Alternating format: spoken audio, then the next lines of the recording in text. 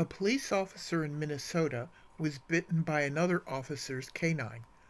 On March 22, 2022, the officer was bitten when another officer released his dog without directing it towards a particular human suspect.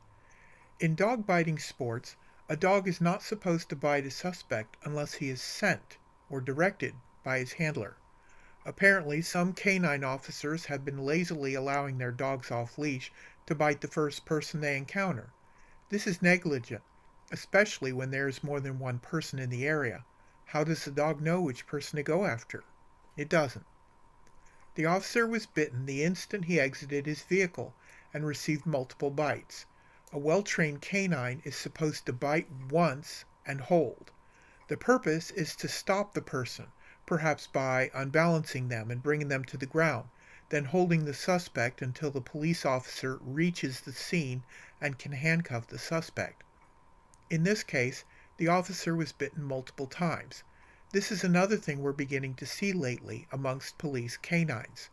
The problem is that it causes multiple injuries to a suspect. In this case, the officer was bitten in the arms and the legs. Not acceptable. Though the officer was treated at hospital, the wounds became infected and caused further internal diseases that were difficult to treat.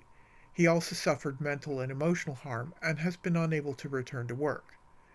This also causes problems with suspects that are taken down by these poorly trained dogs and wounded far beyond what was needed to stop them from fleeing or fighting.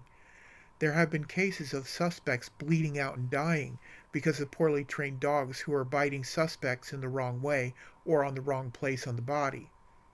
In this case, the bitten officer is suing the other officer for compensatory and punitive damages for medical expenses and loss of wages, damages for physical and mental harm, and his attorney's fees and legal costs.